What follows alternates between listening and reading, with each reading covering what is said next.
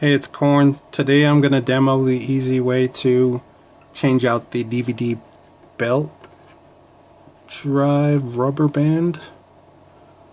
I believe that this guy is 22 inner diameter. I'm not really sure, but I know they're the same size for the original Xbox as they are for the 360. For most of the DVD drives inside the OG Xbox here.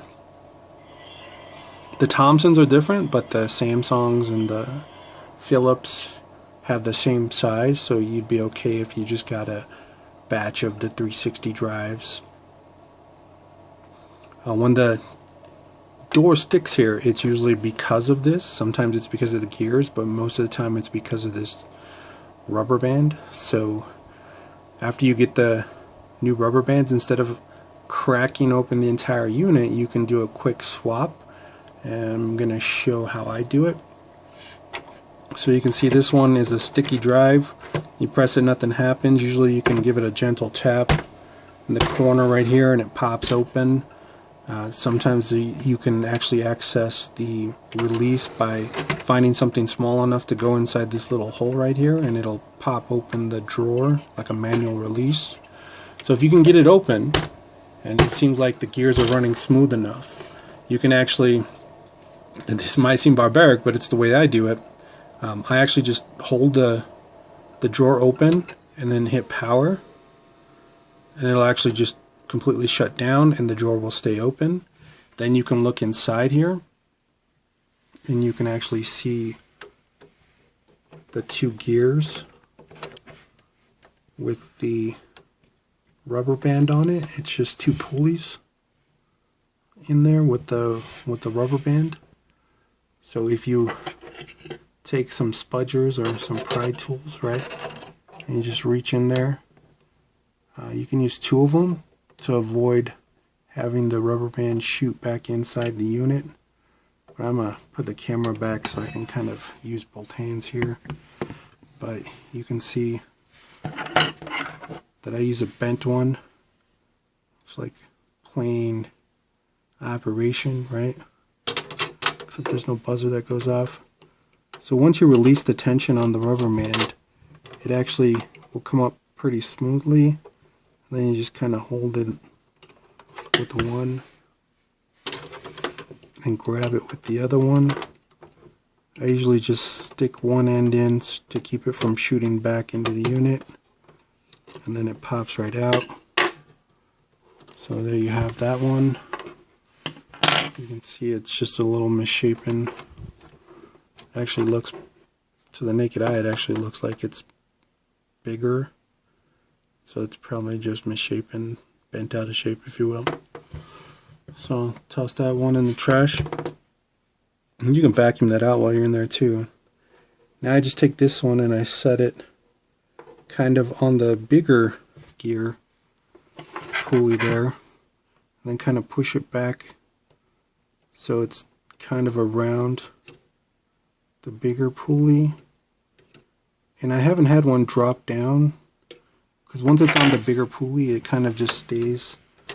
It rests gently. I don't know if you can see that.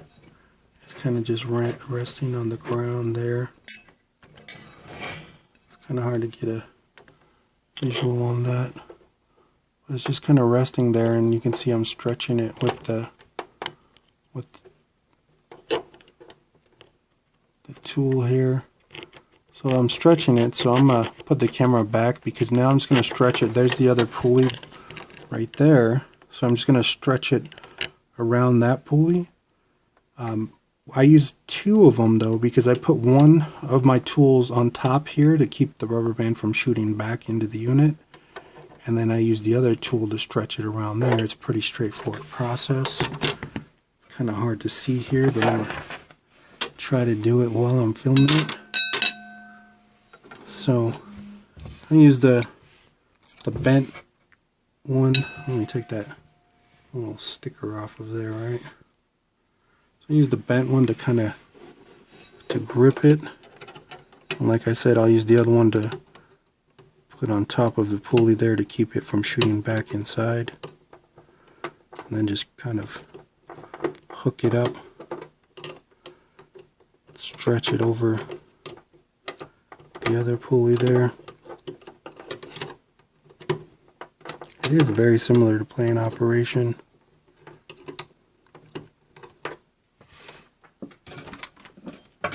Get a sharper edged one.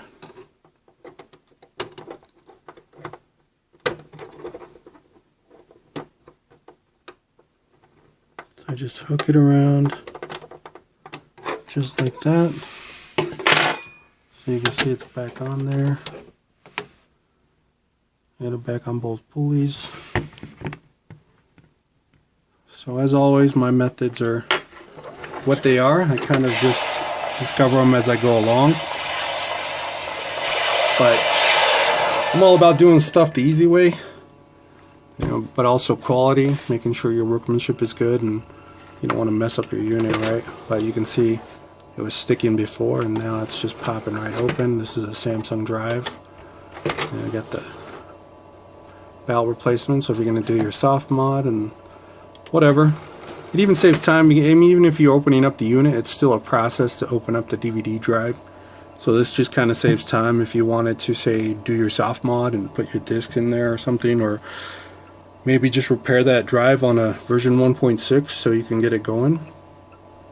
But that's the quick and dirty way to replace that belt. Pretty straightforward. Just hook it. Make sure you keep one end on the pulley that's to the left there, so you don't. I've had the rubber band shoot inside, and I had to kind of fish it out, so I'm going to be careful with that. So I use 2 of the pry tools to get it done, but it's pretty straightforward. And now the drawer is running pretty smoothly. You can take apart the gears too and lube them up with some Vaseline or something to make them run smoother, but this one sounds like it's running okay. So that's it. Thanks for watching.